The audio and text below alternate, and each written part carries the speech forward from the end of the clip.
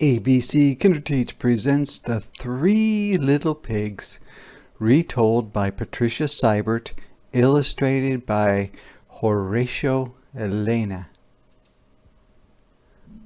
Once upon a time, there were three little pigs.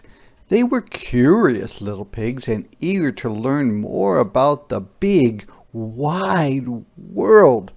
One bright summer morning, they packed their bags and set off together. The three little pigs enjoyed being out on their own. On many a sunny day, they shared a picnic with all their new friends. Sometimes they played hide and seek all morning and then took a nap in the shade during the hot afternoon. The long summer days grew shorter. Many of the pigs' friends started to prepare for the colder days ahead. The little pigs realized they needed a house that would be warm and safe, just like the one they had left. "I have an idea," said one of the pigs. "We can each build our own house. Then we can have fun visiting each other." The first little pig was excited. "I want to build my house as fast as I can," he thought. He grabbed the first thing he saw, some straw from a nearby field, and set to work. He did not spend much time planning his new straw house. Instead, he started building right away. After a short time, the house was finished. The pig wiped his brow with satisfaction. But the other two pigs had doubts about the house made of straw. "Maybe it's not strong enough," one of them said.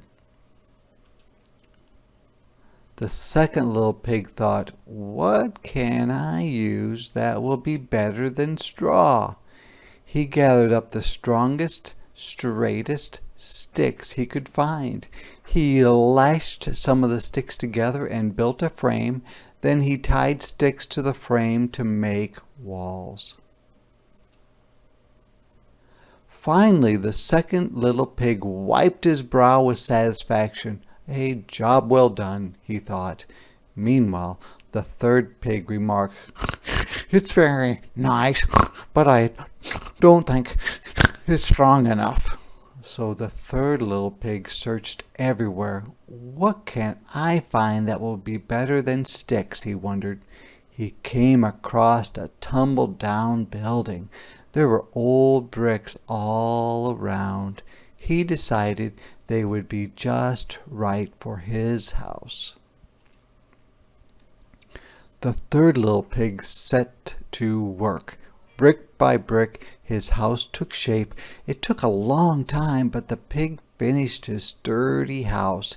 He wiped his brow, quite satisfied with his handiwork. The two other little pigs shook their heads. They were not sure this one little house was worth all the hard work. After each pig had built his own little house, they had time to play.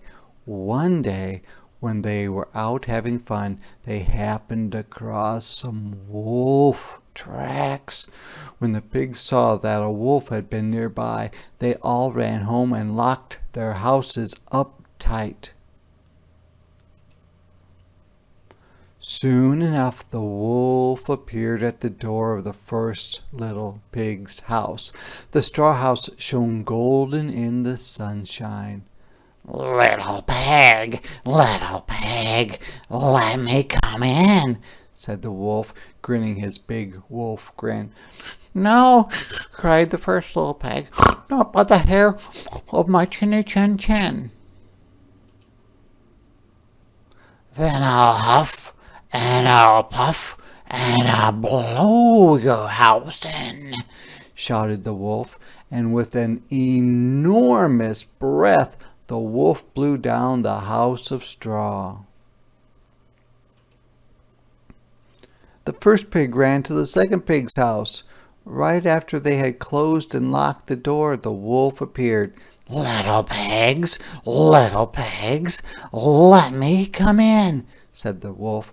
No, cried the pigs, not by the hair of our chins. Then I'll huff and I'll puff and I'll blow your house in, shouted the wolf, and with a tremendous breath the wolf blew down the house of sticks. The two little pigs ran as fast as they could to the brick house. All three little pigs watched from the windows as the wolf approached. Little pigs, let me come in, demanded the wolf. By now he was feeling pretty sure of himself. No, shouted all the pigs together, not by the hair of our chins. Then I'll huff and I'll puff and I'll blow your house in, shouted the wolf. But even with a stupendous breath, the wolf could not blow down the house of bricks. The wolf slumped, exhausted, outside the little brick house. After resting a bit, the wolf came up with a new plan. The three little pigs guessed what he might do, so they lit a blazing fire in the fireplace. Just as the pigs had guessed, the wolf climbed down the chimney. Before he could reach the bottom, his tail caught fire. The wolf could not pull himself up and out of that chimney fast enough. He raced away in a panic. The three little pigs stood arm in arm in front of the sturdy brick house as they watched the wolf disappear into the distance. From that day forward, he was never seen again, and the pigs lived happily ever after.